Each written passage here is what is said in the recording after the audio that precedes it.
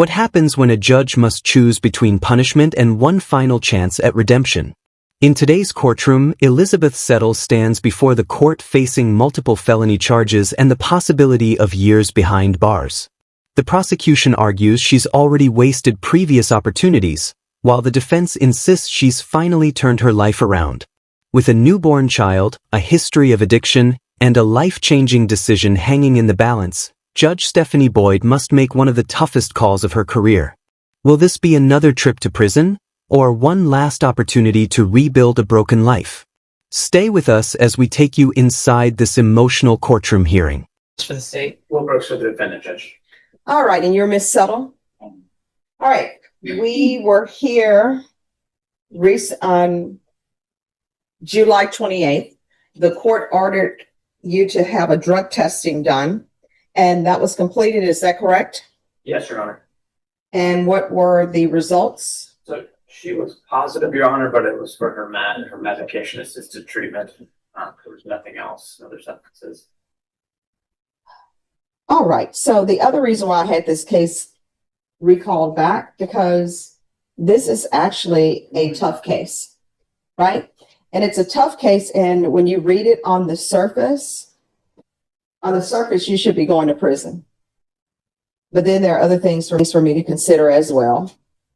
The fact that you have a child, and it appears that you have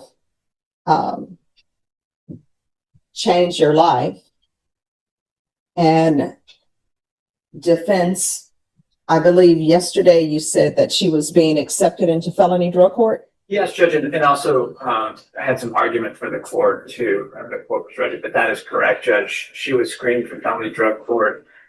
They did not accept her because she had not been sentenced, but I verified with felony drug court that should she be placed on probation, they are able to accept her and can squeeze her in. All right, so state. Yes, Judge. I understand why the reason you're asking for prison time. I do, and I want you, Ms. Settle, to internalize what I'm saying. What I'm considering is the fact that she has a child. It appears that she has changed. Sometimes it takes people a long time to have a wake-up call. I still don't understand why you keep having children when your life is not where it should be. But usually when people are addicted to drugs, they're not thinking appropriately to begin with. They're not thinking about the future. They're not thinking about how their drug use will impact everyone else. And state on this case, I see that you're asking for a cap of 6 years in the prison. And one case is a second-degree felony. And the other case is a third-degree felony. And I'm assuming she has restitution to pay? If it isn't included in that plea bargain right there, Judge, then no certain amount. All right. So we're going to see the amount of restitution, and state you've had a chance to hear her testimony. Are you still going to be requesting prison time? Judge, the position of the state is that this offer was made considering the history, the knowledge that Ms. Settle has been before this court previously, also with a new child, asking for the same type of leniency and treatment, and was offered that leniency and treatment and turned it down and returned directly to that life. And so it's not just Ms. Settle the state is concerned about, but it's Ms. Settle's children, it's Ms. Settle's family, and it's Ms. Settle's community, many of which were victims of Ms. Settle. And that is the reason the state is opposed, but the state is cognizant of what appears to be genuine changes in Ms. Settle's life. All right. And I know that this involves her mother. Yes, Judge. So the world is an ironic place. It turns out I'm appointed to represent Miss Settle, but I've known Miss Settle since she was about knee-high. I've known the complainant, her mother, and also her brother, who's referenced in the PSI, someone that I went to high school with, was close friends with. Mm-hmm. So I've known this family a long time. I've spoken to the complainant, to her mother, Judge. Mm-hmm. She is certainly at wit's end with Miss Settle. She's spent a great deal of money helping her out, trying to get her on her feet. But it is also clear in the PSI that she is seeing and she's witnessed some of the changes that Ms. Settle has made in her life and has made. And the question came up yesterday, Judge, what's different or what's changed? And I think the distinction between this time and last time she did not do what she was supposed to do for you, Judge. It's very clear in the PSI back in 2020, she was going for things. She was released from the jail accidentally. She skipped out on GPS. There were all sorts of issues, Judge. In this instance, since both when she was arrested and then certainly after being released on bond, she's made great strides to try and do what she's supposed to do. She's been on GPS. She's been compliant. She's been enrolling programs. She's tried to be a parent to her mother or to her child. She's also shown up here today, Judge. She's not run off. She's not fled. She's not skipping out on things.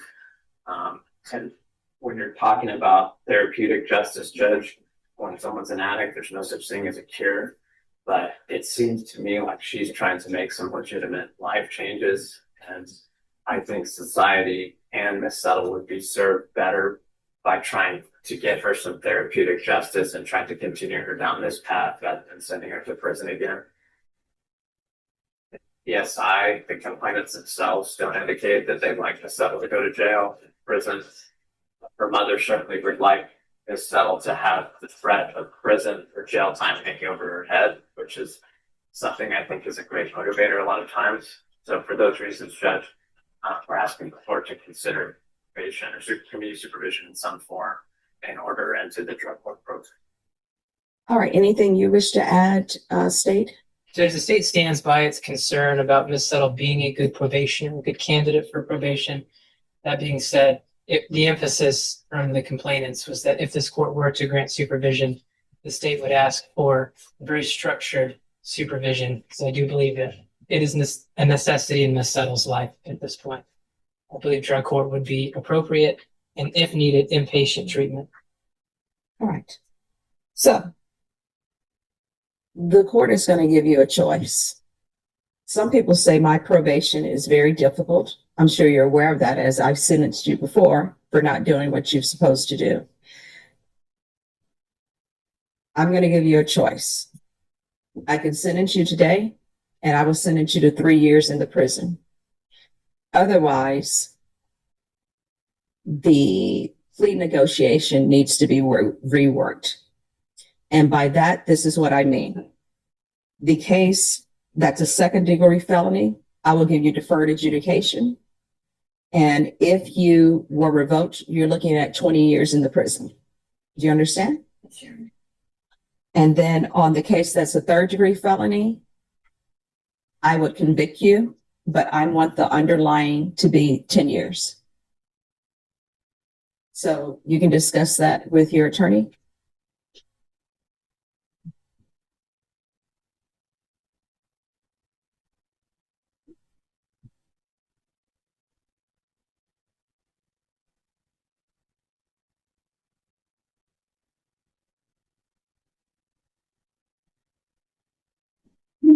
Judge, she'd like the opportunity for probation. All right. So normally, legally and ethically, I'm not allowed to interfere with negotiations. But what I'm telling you and telling your client on the cap of 6 offer, for me to request that it be an underlying of a cap of 10, that's changing your plea negotiations. And if you want a jury trial on that, you can have a jury trial on that. Do you understand? Yes. All right.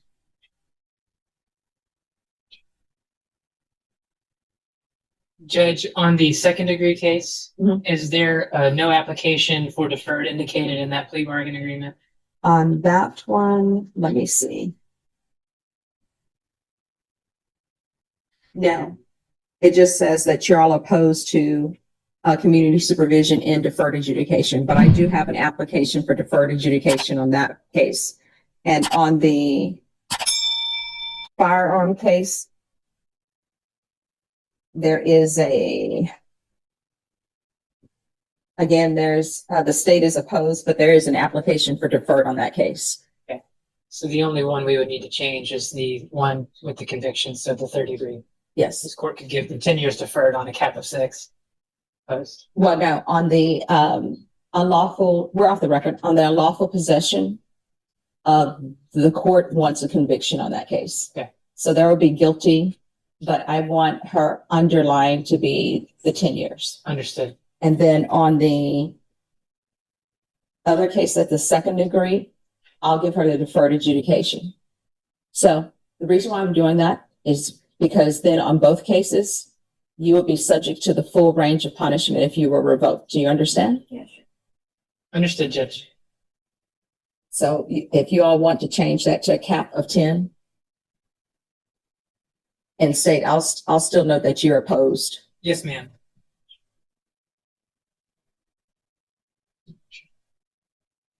And Ms. Abrams, on Ms. Settle's, defense counsel has told me that felony drug court will accept her. And counsel, is she currently on GPS? Yes, she is, Judge. All right, we're going to continue with the GPS.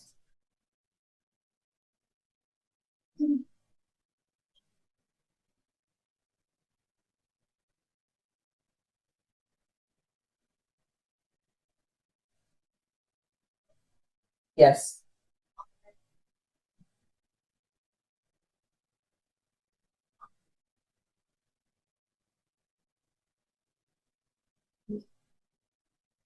The case ending in 240, are we proceeding on count one or just two? Let me see. They're proceeding. Okay. They're proceeding on count 2 as a repeater. I'm sorry, wait a minute. They're proceeding on count 1. They're waiving count 2 in the repeater. Judge, Yes. here's that docket back, and we initialed the plea bargain change. All right, thank you, Hunter. All right, we're back on the record. Is there anything else from either side before the court enters its orders? Nothing from the state, Judge. No, just that we have no objection to the change from the cap 6 to the cap 10 here. All right. Then in cause number 2025 CR 000240, the court is going to grant your application for deferred adjudication. Court is going to sentence you to 10 years deferred adjudication. There's to be regular reporting by Zoom or in person, regular random UAs, proof of employment within 45 days. There's to be no employment as a home health care provider or with minors. This is to run concurrent with 2024 CR 013090. With regards to this, no harmful or injurious contact with KPEC and family. And then there's no contact with Linda Vargas, Destiny Thurston, Juan Uriega. Uriega, Judge. Yeah, thank you. I look at Deputy Laura because she's like, I'm trying to teach you. David Getz, Goetz, or Dick Creamer. And there'll be restitution, if any, to all complainants. If there's an issue with the restitution amount, we can have a restitution hearing. And Ms. Ferguson, can you set this in 45 days for restitution hearing, please? In case there is any. Fair enough. All right, what date?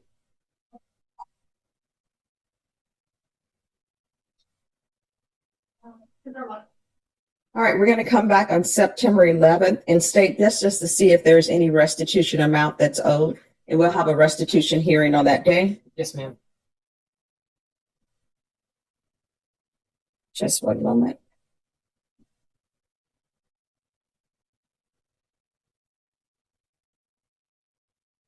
Deputy Laura, are you okay?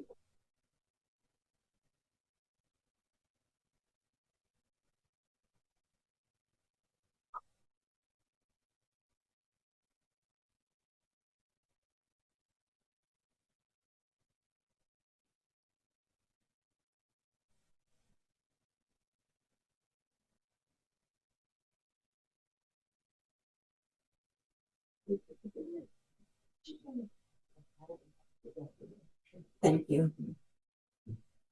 All right, there's to be no contact with Rudy Rodriguez.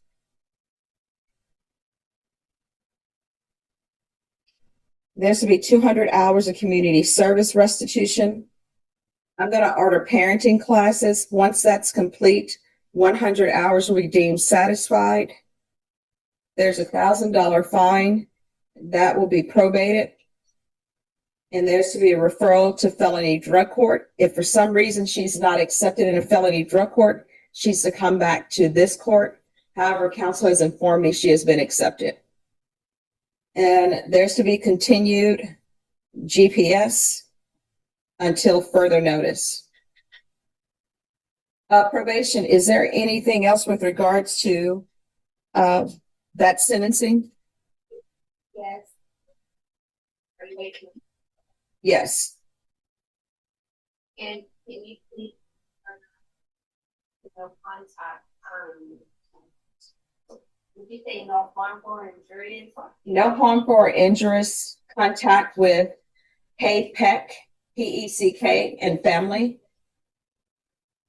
And then there's to be no contact with Linda Vargas, Destiny Thurston, Thursten, Juan Uriega, David Getz, Goetz, and Dick Kramer, and Rudy Rodriguez. Judge, to put a fly in the ointment, Mr. Rodriguez is actually the child's father. I'm just going by what's in the plea paperwork. So that's something that will need to be addressed with Judge Glenn. Probation, is there anything else? Anything else with regards to sentencing in that cause number, counsel? Nothing from the state judge. Nothing from defense, Your Honor.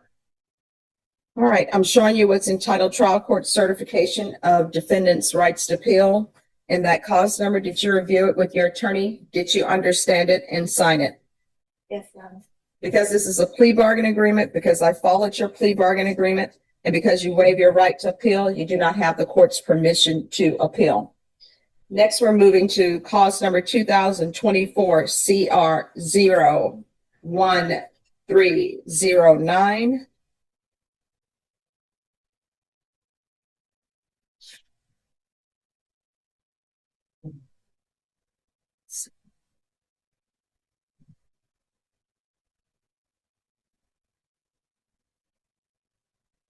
All right, the court is going to find you guilty.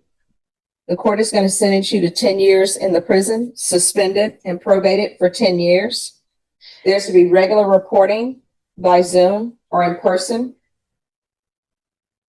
regular random UAs,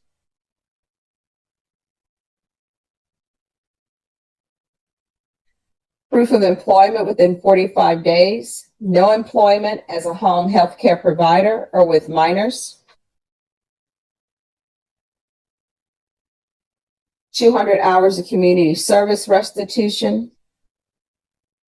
The court will show that 100 hours is satisfied upon the completion of parenting classes, GPS, and I'm sorry, probation will do partial GPS for employment and treatment in each cause number. Waive GPS fees.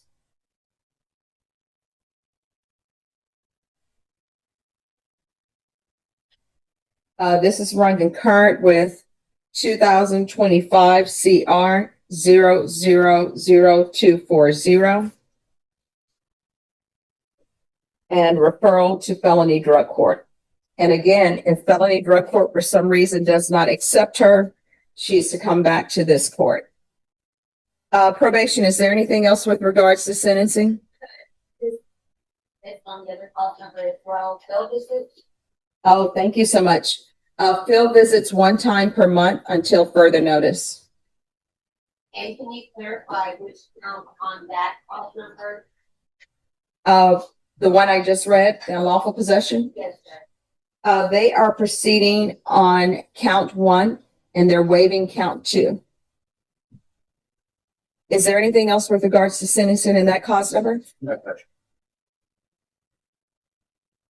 Did you review the document entitled Trial Court Certification of Defendant's Rights to Appeal with your attorney? Did you understand it and did you sign it? I did not.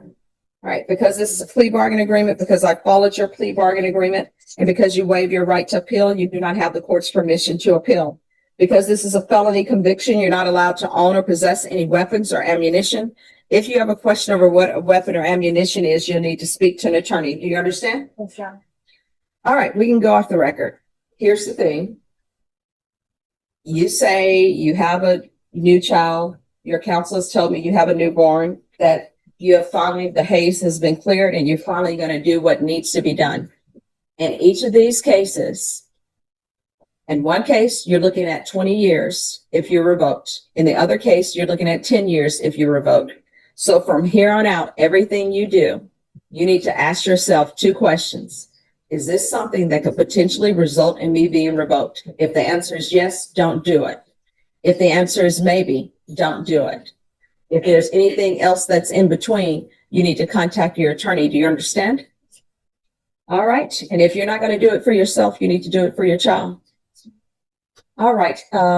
Thank you, counsel. Thank you. This case reminds us that justice isn't always about choosing between right and wrong. Sometimes it's about deciding whether someone truly deserves one final chance. Judge Stephanie Boyd made it clear that this probation comes with strict conditions, and one mistake could mean decades behind bars. Now the future is entirely in Elizabeth Settle's hands. If you found this courtroom case interesting, don't forget to like, comment, and subscribe to Trial Archives for more real courtroom hearings, powerful legal moments, and unforgettable judicial decisions. Thanks for watching, and we'll see you in the next case.